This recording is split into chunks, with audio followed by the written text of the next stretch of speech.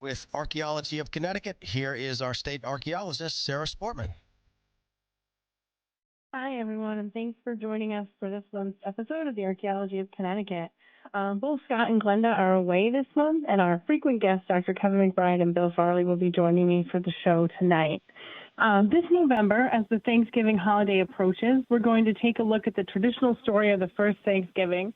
And our goal here is not to provide the kind of, basic anthropological and historical critique of the Thanksgiving story. And while that's certainly warranted and it's often talked about this time of year, we'd like to use the historical events surrounding the first Thanksgiving as a jumping off point for a discussion about the real complex relationships that existed between Indigenous people and English colonists in 17th century New England, and then move on to kind of an examination of the ways that archaeology can help to shed light on those interactions.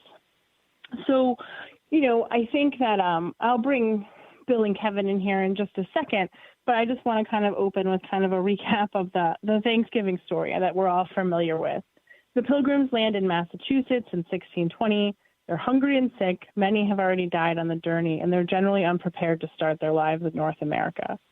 So with the help of a native man named Tisquantum, or more commonly known as Squanto, the Pilgrims learn how to survive in their new environment. He shows them how to grow maize and where to find game. And by the fall of 1621, they've had a successful harvest, right? So they celebrate this good fortune with a large feast, and they're joined by the Wampanoag leader Massasoit and 90 of his warriors. And the traditional Thanksgiving story kind of focuses on this brief event, which becomes the basis for the Thanksgiving holiday we celebrate each fall as a time to share food with friends and family. And boy, is the real story a lot more complicated. So I'm going to open it up to Kevin and Bill because they're both very knowledgeable about this topic as well. And maybe would one of you like to talk a little bit more about the real Tisquantum and how he got involved with the English settlers? Sure.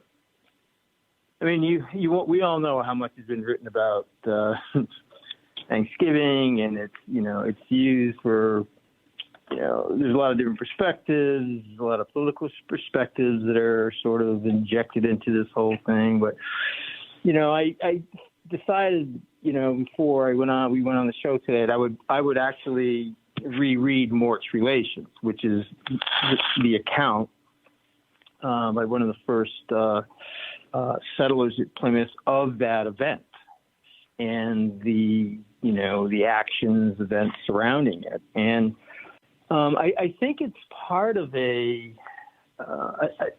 some extent, there's some threads of similarity at Plymouth in 1621 that, extends into, reflects the nature of relations between English and Native people for the next, 50 years or so.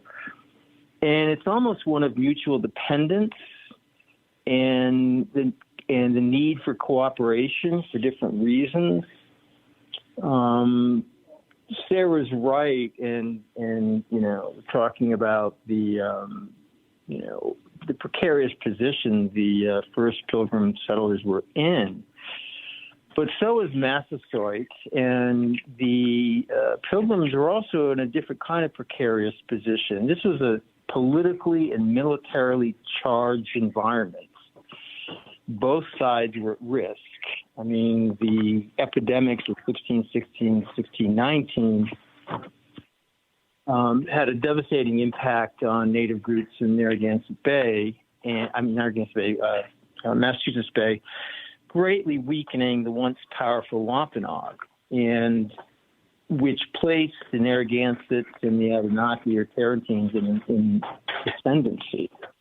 And they were threatening the English as well. So in many respects, the first quote unquote Thanksgiving wasn't planned. It was an impromptu celebration that was an English holiday, post-harvest holiday. And it just so happens that by that time they had developed some really good relationships with Massasoit and Wampanoag, mutual defense. And they basically say, hey, we're getting together. Why don't you come?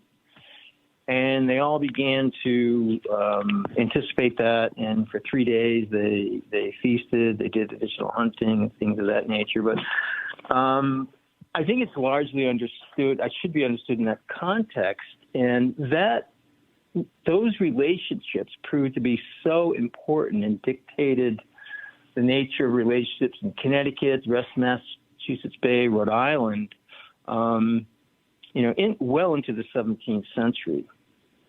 Many examples of mutual beneficial relationships.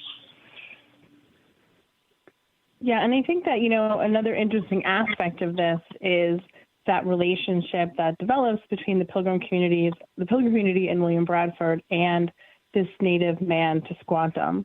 And, a little bit of information about his story and how he gets involved with the English settlers, I think, is a good setup for talking about some of these very important interpersonal relationships that developed throughout the 17th century between English and Indigenous people that then helped to shape broader relationships, between those larger communities. And I think, you want to cover that, or do you want me to do? Well, I'm a little familiar. I know both of those Squanto and Samoset they were captured, taken captive, a very common practice by the English and French in those days to, kidnap native people, take them back to Europe, teach them the language, then reintroduce them back into their territory in the hopes that now that they can communicate with the English and communicate with their native relations, they'd be able to point out where the gold is. That's somewhat simplistic, but that was a very, very common practice. And there's so many ironies to their stories. If they had not been taken captive, they wouldn't have escaped the Great Plague.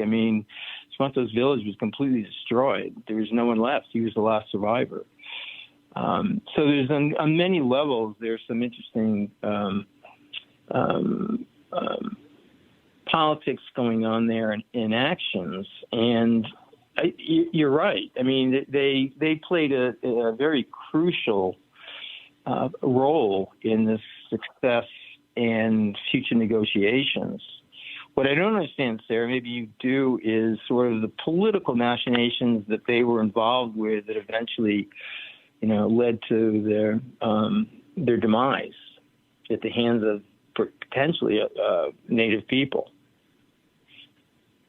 Yeah, I think that, I don't think all the details of that story are completely known, but I think that, Squanto becomes more of a diplomat or cultural broker in relations between the English and the Indigenous communities. One, because he does have that language skill, and two, because he becomes very close to a lot of the people at Plymouth Colony, spends a lot of time with the Pilgrims, and becomes friends with William Bradford. And I think that over time, maybe on the Indigenous side, some mistrust builds up because of the closeness of his relationship with the English. And I think that strains his relationship with some of the other Indigenous people to the point that, and again, this is not verified. Squanto dies in 1622. William Bradford reports that he dies from a fever, but some historians have gone so far to suggest that he may have actually been the victim of poisoning, possibly at the hands of native people who didn't trust his relationship with the English. And so I think that, this kind of provides an interesting perspective on, one, the complexities of those relationships and the constant shifting, I think, of alliances and political goals during this time period when everybody's kind of trying to sort out how this is all going to work. But I think it also is a really good jumping off point for discussing the importance of personal relationships that develop between individual Indigenous people and European colonists, sometimes of significant stature in their communities, that then go on to have an enormous impact on people's lives across New England.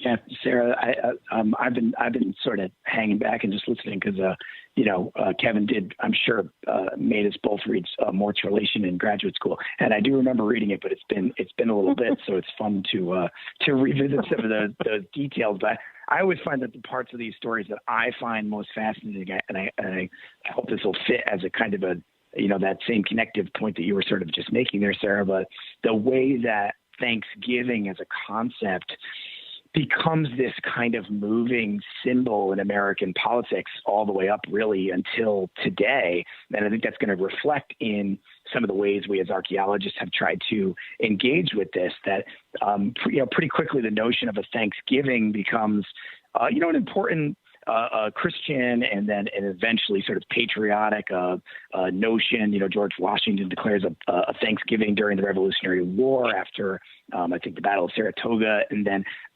famously, the Thanksgiving that we're sort of talking about, the Thanksgiving in November, the mythologized Thanksgiving of this interaction that we're discussing, becomes a federal holiday in the middle of the Civil War, and is declared by Abraham Lincoln during this, this great time of strife as a way to, celebrate heritage and use that as a way to try and build bridges and bring people together, which is something, obviously we're all still struggling with to this day. That's just the nature of, trying to live as a nation, and holidays and stories become vitally important parts of that. But the way that truth, the truth of what actually happened can become almost irrelevant to the celebration of that holiday. And yet it is still important and fascinating to try and understand that story. And I think that gets reflected in, overall, we've gone through different phases, I think, of seeing these first, expecting these first interactions to be really, really rosy, and really like the child's book version of, they all came together and they were so happy and everybody loved each other. To then, kind of we learn about the reality of 17th century interactions and these horrible wars that were fought and disease. And it was really an incredibly difficult time, the beginning of settler colonialism, and we can see them as Native people and European settlers as having a tremendous amount of animosity towards each other. And of course they did.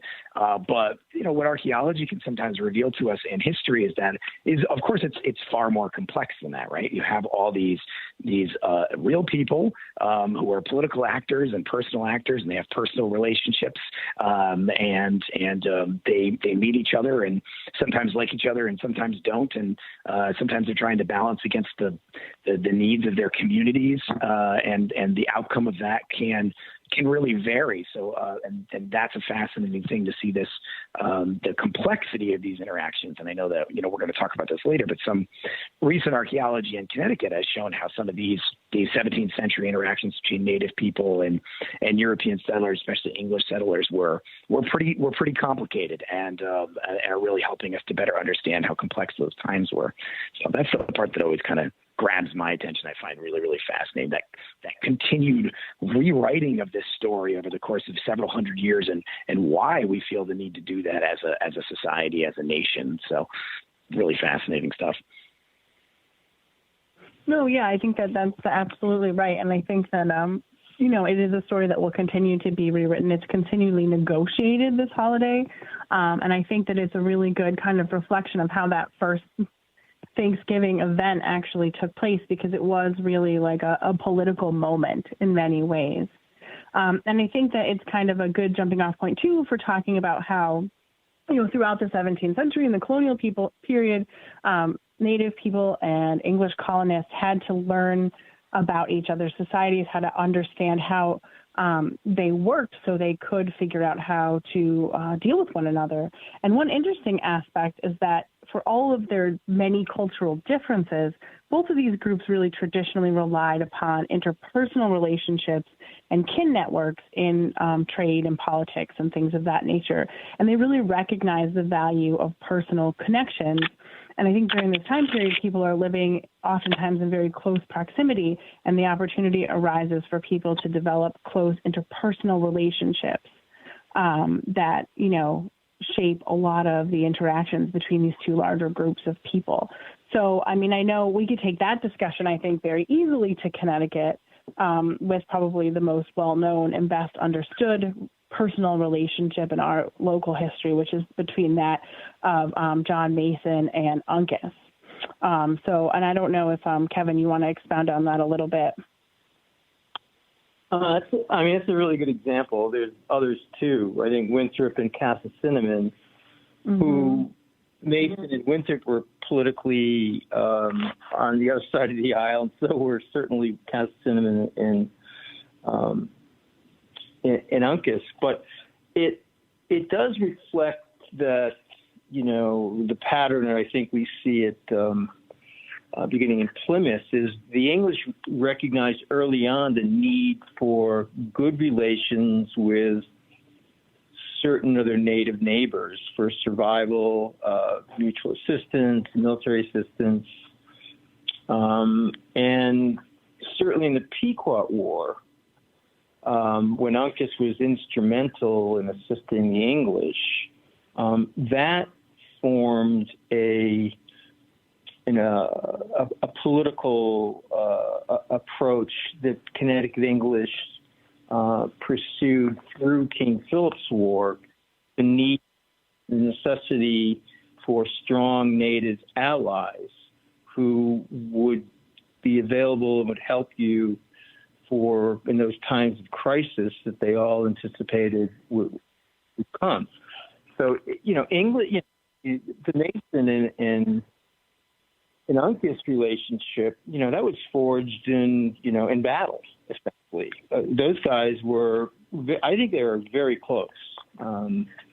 And clearly without Uncas's, support and assistance,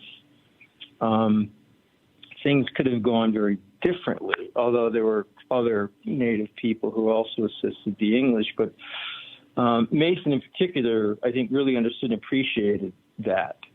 And when we look at the relationship between Winthrop and Casa Cinnamon sort of the first post-war Pequot sachem we can identify, who later is associated with the Mashantucket Pequot.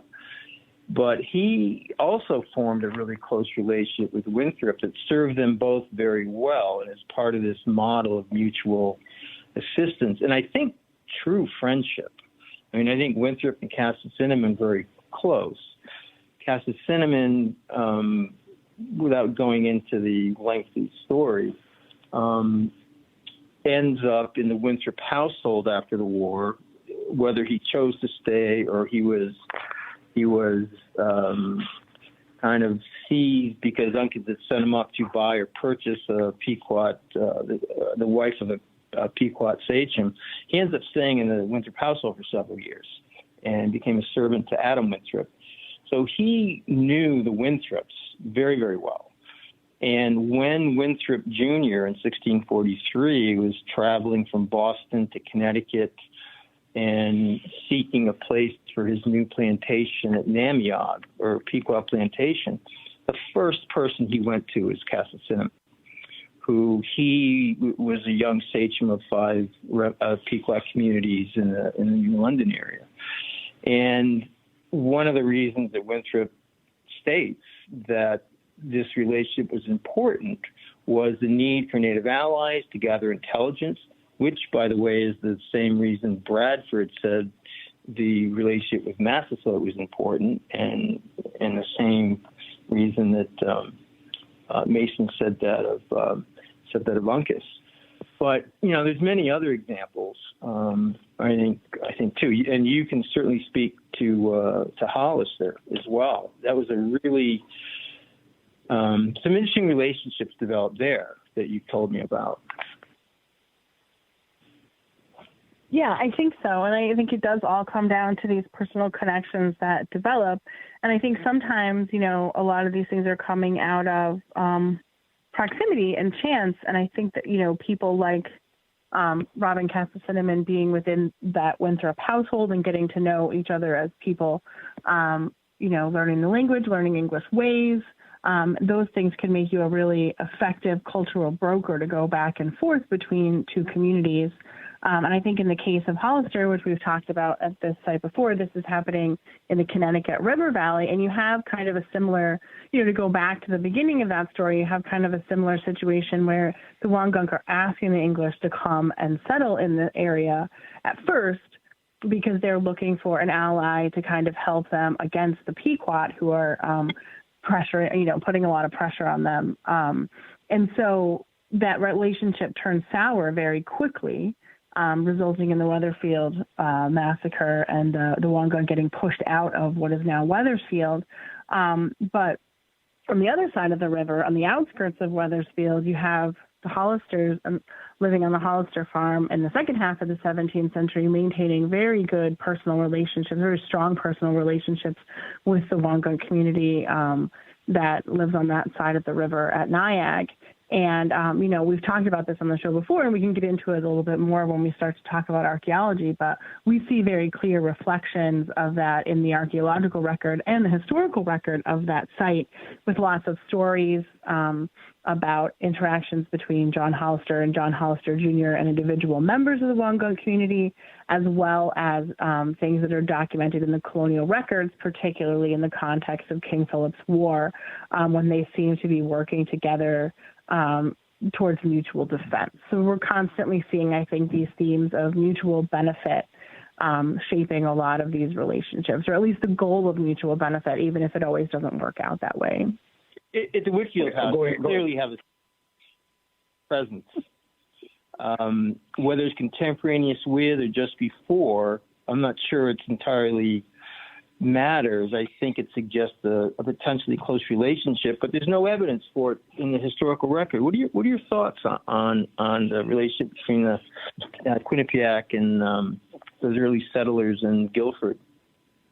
Yeah, it's really, thinking about Mason and Castle Cinnamon and Uncas and then the Hollisters and the Wank. Like there's so many parallels and contrasts happening there. The Quinnipiac ended up being a fascinating additional example in Connecticut of this that's got kind of elements of all of those. So, but like Kevin was sort of just suggesting, we have to read a little bit against the grain in the historical record, because I don't think the Quinnipiac are nearly as well documented in the historical record as some of these other communities, and there's some interesting reasons why that might be. But we do have some historical records that definitely suggest at least a minimal amount of interactions in the 1630s, both, Davenport and Eaton, when they're founding New Haven, which is originally called Quinnipiac, as well as Whitfield and the Guilford colony, treated with local Quinnipiac bands.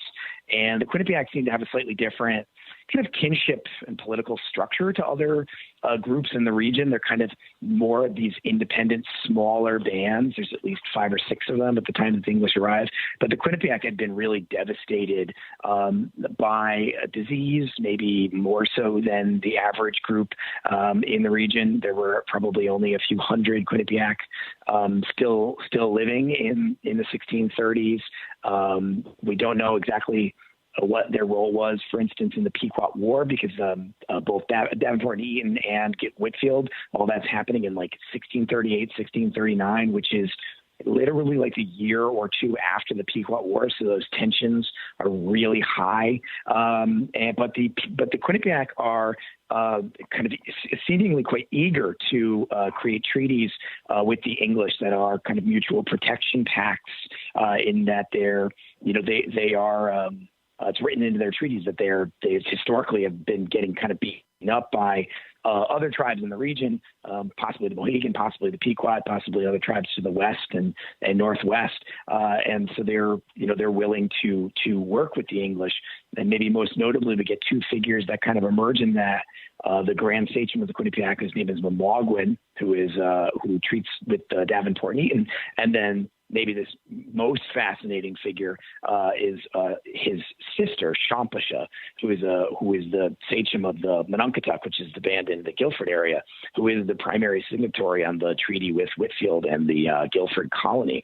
And that is, we have to read against the grain a little bit, to use the historical term here, because other than her signature appearing on things, we don't have a ton written about her, but the way that she seems to have exerted her presence in these spaces where, normally we would not expect the English to be comfortable with that, a woman of that sort of stature and power being the leader and being the person who's in charge of these negotiations. There's a famous map drawn in Guilford of the region, and it's drawn by Champasha primarily, or she might have dictated it to an English person who was actually drawing it on the piece of paper. It's a little bit unclear, so she really exerted herself in that space, and boy, is she a fascinating figure because of that. And she always signed with a tool of war, either a bow and arrow or a war club, which I think is great and interesting. So we do have to kind of wonder at what relationship was built there, for instance, between Champasha and Henry Whitfield and his family, and how ongoing was that? I know we're going to get to the archaeology in a couple of minutes, but what the historical record gives us is kind of a contradictory story. We have some historical documents that suggest that at Whitfield, at Guilford, the treaty is signed, and then the Monunketuk kind of go off on their own. They have their own space, their own reserved space, and then we see them no more. But the oral history of the area, kind of English oral history, not even really the native oral history, tells a sort of different story about the Monunketuk remained around and even helped build the house. The Whitfield House, if you're not familiar, is this huge stone structure. It's very unusually large and robust structure for the 17th century. It would have taken a lot of labor. And some accounts suggest that, the Monunketuk actually helped haul the stone and helped build the building. And we do have to wonder, over the course of months and maybe years, how much of a relationship was built there. And we have to rely a bit more on the archaeology than we do in other places, because the historical record is pretty silent on the subject. Yeah, and that's a really interesting point, because I think, we've recently come up with more and more archaeological evidence at sites like the Whitfield House and the Hollister Site, and there has been, solid archaeological evidence in the past at places like Sylvester Manor on Shelter Island, Long Island, about these interactions, these cultural interaction spheres between Indigenous people and English settlers.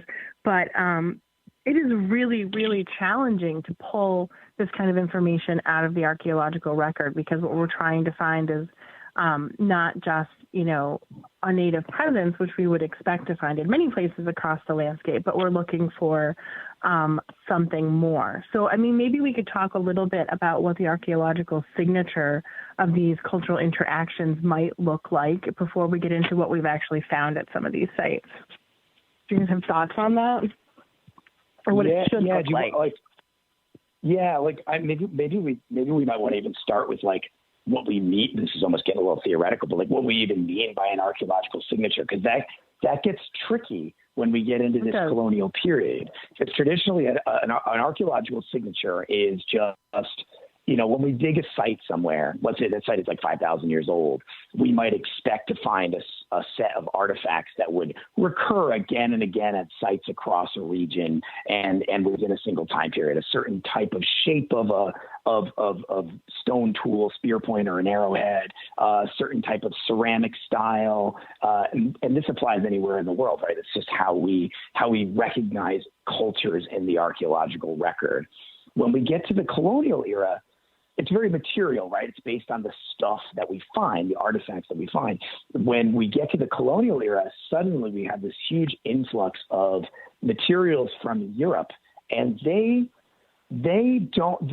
enter the region in really complicated ways. The economy of how these things trade into native groups and Europeans, and pretty quickly, for example, sites from the Pequot sites from the Pequot War, show that Pequots are using these European goods a lot alongside traditional native potteries and stone tools, or maybe even replacing them. Most famously are, the kind of what we call the trade points, which are these, they're usually brass, although sometimes iron, arrowheads that are cut out of English kettles that are being traded. They're a popular trade with native people, right?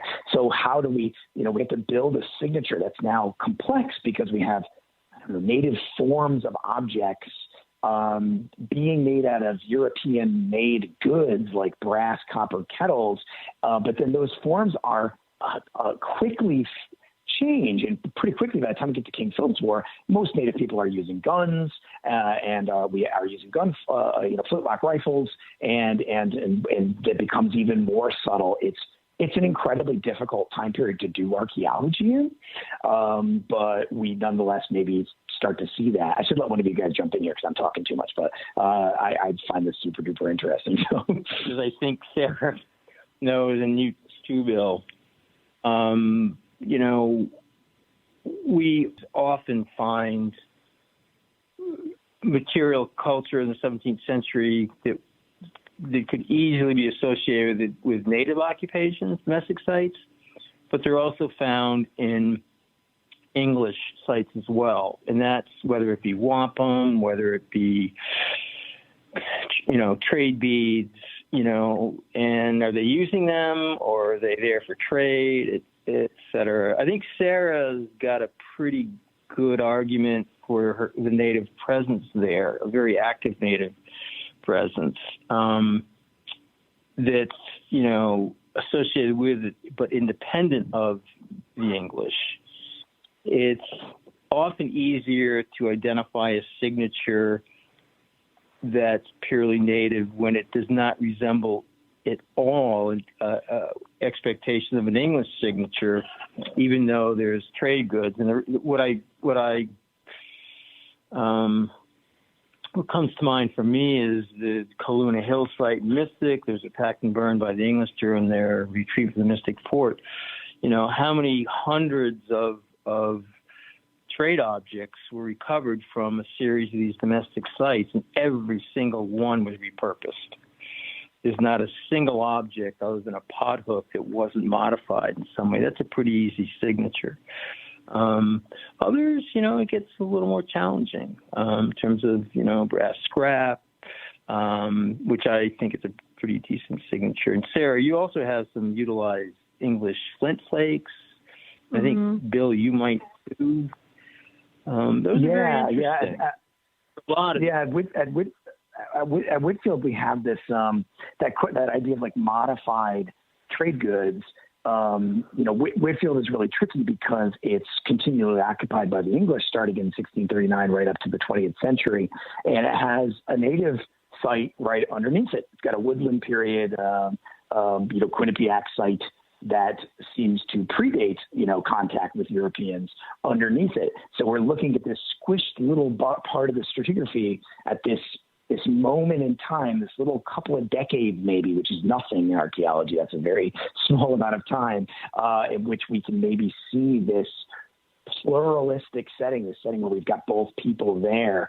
And Kaluna Hill is my sort of go-to comparison there. But the material culture we're getting in that little sliver of the site, boy, it sure does look similar to the kind of artifacts that we see at a Kaluna Hill or at other 17th century native sites that are purely Pequot, say. They're not sites that have English people at them. They are, we've a lot of iron and brass, and all of it is modified. It's all cut and scrapped. It's not whole objects. And that's surprising. We do have English flint, and some of it seems to have been bifacially resharpened or maybe even reworked into scrapers and things like that. And those are, that subtle signature we were talking about before, but that seems to be what that signature is. So that seems to be kind of, to me, tipping the scales a little bit towards the story that says, yes, Quinnipiac people did continue to be present at this site, at least for a while, in those first years of the house's building. That's what I think we're seeing. Yeah, I think maybe, we've talked a lot about Hollister on the show in the past for people who've been on here and not, but I think for both of these cases, it's probably worthwhile to kind of just step back and talk a little bit about the new things that you've been finding this season, because I think when we've talked about the Whitfield House on the show before, we've kind of addressed a lot of the previous archaeology where you've kind of been trying to work through the very complicated layers of a site that's been occupied since 1639 through the present and now serves as a museum. And you've had to get through a lot of, material related to the colonial period and to the 19th century and the museum period. And finally this year, after several years in the field, right, you're starting to find intact 17th century deposits and layers. Can you talk a little bit just about what you found this summer and how you kind of got started thinking about these relationships at the Whitfield House?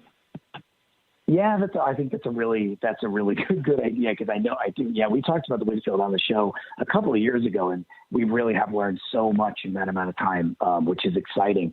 The site is incredibly dense with material from the 1700s and the 1800s, and even the 20th century, and there's interesting stories there. But obviously today we're thinking about this little slice of time that was sort of these early interactions. And last year, and then really especially this year. What we just really started to find these intact 17th century parts of the site. In previous years, we got an errant artifact here or there, but it almost seemed like the 17th century just, barely existed. We just get very little. That's not unusual on historical sites, because the 17th century just has less stuff because it's a pre-industrial era. There isn't as much material being produced and used. As you go through time, the amount of stuff people use just goes up.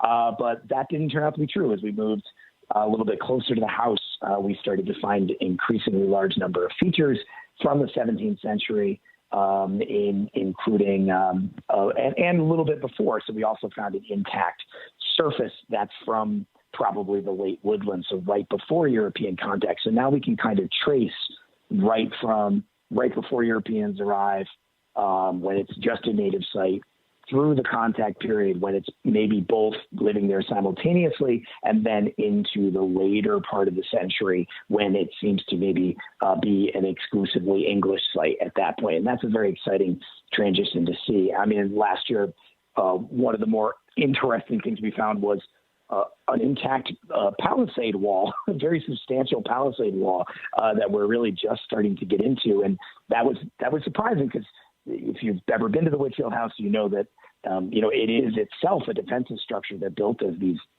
castles, or these small castles, these stone houses in the region. They were defensive structures themselves. And this is a big, substantial palisade wall, like the one we might have seen at, Monhantic Fort at the Massachusetts Pequot Reservation, or the palisade that you found at Hollister. And that appears to be from the 17th century. And it's not clear yet which part of the 17th century. So what's that all about? Does that imply actually that there might have been increased tensions as we moved through the 17th century? Maybe that's from King Philip's War, when the relationship with the Quinnipiac had kind of disappeared, and now there's a distrustful relationship. The people living at the house, no longer the Whitfields, this is a couple of generations later, they're concerned about the spreading and expanding of the war in Massachusetts and Rhode Island, possibly spilling into Connecticut, and they're building up their defenses again to protect against that. So we can see those sentiments ebbing and flowing throughout the 17th century, which is pretty cool to be able to see that in the archaeology. Yeah, definitely. And I think that these examples of these palisades, these defensive structures, I think ours at Hollister is definitively King Philip's War. We have documentary evidence of that, as well as archaeological evidence that supports that date, the association with King Philip's War. But I think whether in this time period or earlier, because I think lots of times, we talk about the Pequot War. When we talk about the 17th century, we talk about the Pequot War, and we talk about King Philip's War, and we don't really talk a lot about all of the things that are happening in between those two wars, that, 40-year period where tensions are running high. There's lots of political maneuvering. There's lots of shifting alliances between Indigenous and European groups and Indigenous groups. And it's a really, tense period where there's a lot going on. So I think that there's lots of opportunities for people to be stressed out enough during that time period to want to fortify a site, and a lot of that has to do with these constantly shifting relationships. So, I think we always tend to sort of place English and Indigenous people in an adversarial relationship, or relationship of culturation, assimilation, in part because, inevitably, English became the dominant cultural entity. Although we have to recognize that Native people really figured it out, and they're still here. To me, one thing that always underscored how important these relationships were and the nature of the relationships with English and Native people was English are using almost exclusively Native place names for the first 100 years throughout the 17th century. I mean, it's really rare that you don't really start to see Native place names being replaced by English place names until the early 18th century. And I just, deeds reflect that, certainly, remnant place names, maps like the Chandler map and others, Musquata map, et cetera, et cetera. And it just was always striking to me that the English are clearly learning about these landscapes that are not that familiar to them by their native neighbors who are showing them around. And they're describing the landscape, they're describing resources, describing uses, describing all kinds of things about that landscape. And I just, wonder if you guys have noticed the same thing. This could be my little bias in my little corner of the world, but to me it was pretty striking just, how much of the fabric of the early 17th century landscape is still indigenous. And I think of an example from Block Island. I know we're leaving Connecticut here, but there is a 1663 map of Block Island, which was drawn by the first proprietors. Block Island was isolated. Only the Manatees lived there, even though it was conquered, claimed by right of conquest by the English in 1638. Only the Manatees were there until the first English settlers stepped off the boat in 1663. And the map that was made of the island dividing the landscape among the 16 proprietors is clearly a native landscape in terms of where the woodlots are, in terms of where the planting fields are, in terms of where hay fields are, in terms of managed lands, agricultural fields. When you look at the place names, when you look at all of the property boundaries in the south end of the island, they're all mast trees. That island's being managed, and they took advantage of that native landscape and basically just used it to create an English landscape. And I just wonder that we haven't really thought or looked about it, or at least I haven't. That may well be repeating itself, and I think it seems now self-evident throughout the region. And we don't really start seeing a change in that respect for 100 years. But I just also wonder what it sort of suggests about, the worldview, the nature of relationships in English and Native people at that time. Yeah, I think I agree. I mean, I agree in terms of, when you're reading historical documents, letters, and things like that, like these English people are definitely referring to places by their native names, right? And they are doing that. They are thinking about the landscape in those ways.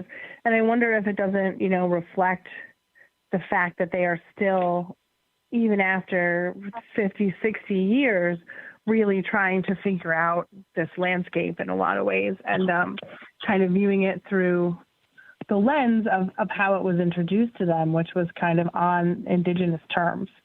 And I think it takes a long time for them to fully, feel like they've made it English, completely English.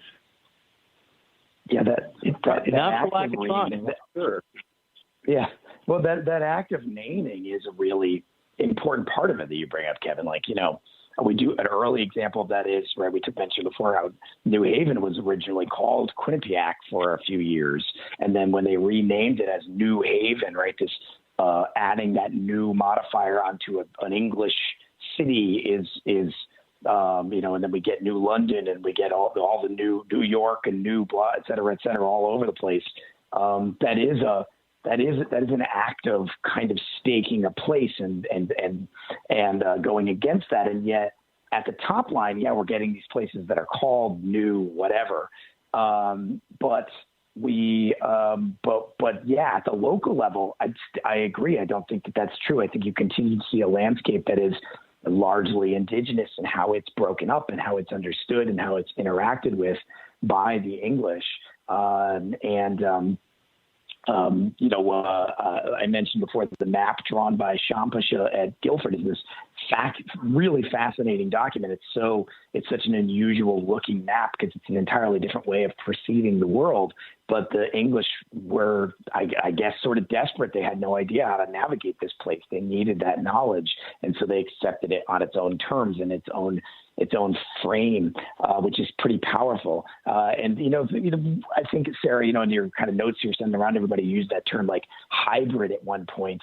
And, archaeologists went through a long period where we sort of bought into the story, the propaganda, if you will, that Native people very quickly assimilated into English society. And, the reality is far more complex than that. We see so many Native lifeways and foods and medicines and practices and ways of knowing and being that are adopted by European people just to even be comfortable in this world, because of course those were all ideas that had developed in over thousands of years in that space. They were so well adapted to that space. They were at home in that space, and that's a really fascinating thing to see. Going back to the question of Thanksgiving. Whenever we talk about Thanksgiving, I assumed we'd end up talking about tonight. And actually, when you sent around your notes there, I was like, oh, that's a much more interesting conversation. But one of the things that often people want to know about with Thanksgiving is, what kind of food did they eat? Did they really eat the foods that we eat?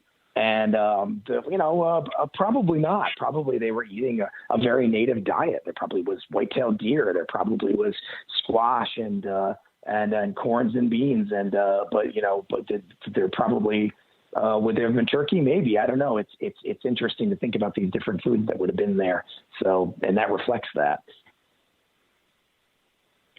Yeah, and I think that, that's the food alone, right, is an aspect of Indigenous lifeways that have become very much integrated into first English colonial and then modern American foodways, right? Because you have, the Pilgrims, right, they needed Squanto to help them figure out how to plant maize and have a successful crop, and that reliance on that particular food source comes very fast, and it realized quickly how much easier it is to grow here than a lot of the more traditional English grains, and how it can sustain people in ways that are very necessary as they try to adapt to this new environment. A lot of the English people have to learn or relearn sometimes how to hunt and fish and trap, because a lot of the people that came here were not from environments where they did that regularly.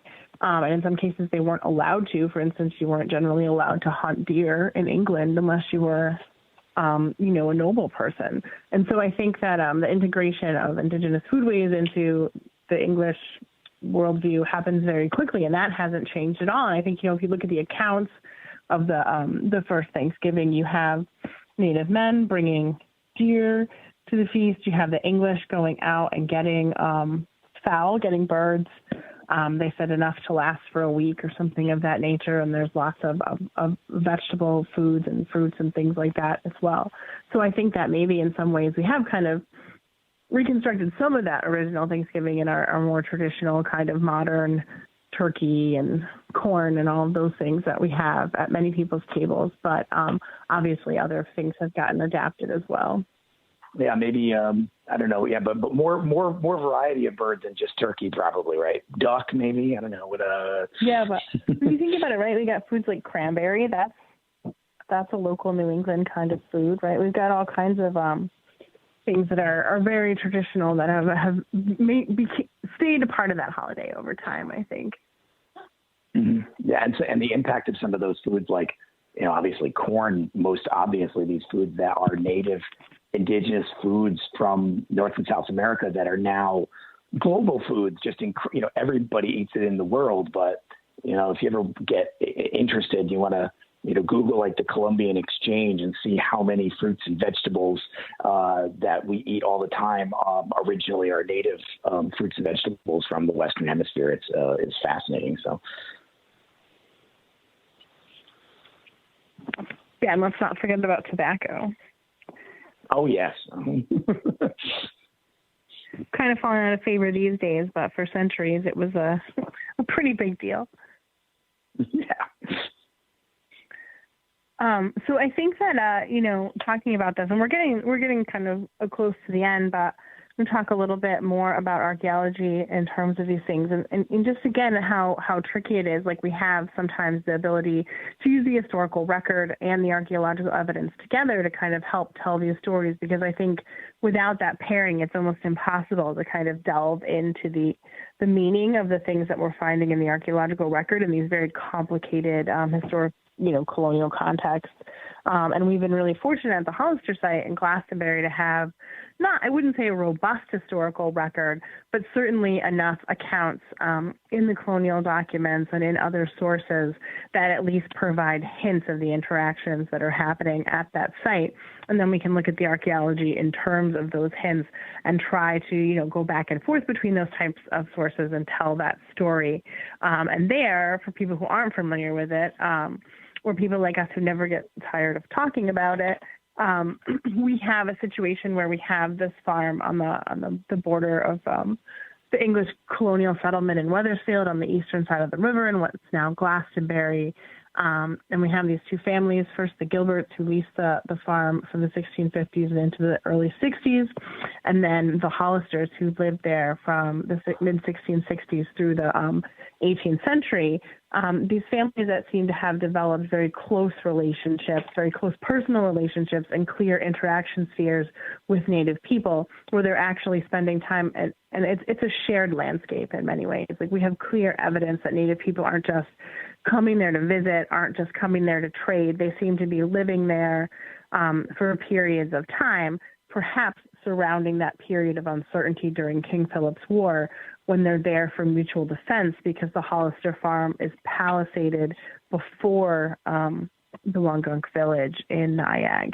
And that, I think, provides a really interesting jumping off point for understanding maybe some of the intensity of that relationship there, is that everybody's really nervous and they're kind of working together for mutual benefit and mutual defense. But Native people are there on that landscape on their own terms. That seems to be clear from the archaeological record, right? Because in the 17th century, you have a lot of Native people, like maybe Robin Cassidy and others, who are living in European households as servants or sometimes even as slaves, who don't have complete agency to live in their own cultural ways, and who are kind of restricted by English structures in some of the ways that they behave. Whereas I think at the Hollister site, that's not the case. And I think that might be the case in the Whitfield House in Guilford as well, is that you have Native people who are there because they choose to be there, and they're there living the way they choose to live. And I think that it provides an interesting way to look at, that integration of European material culture and things like that into the archaeological record in that kind of framework. And these relationships are complicated. Very.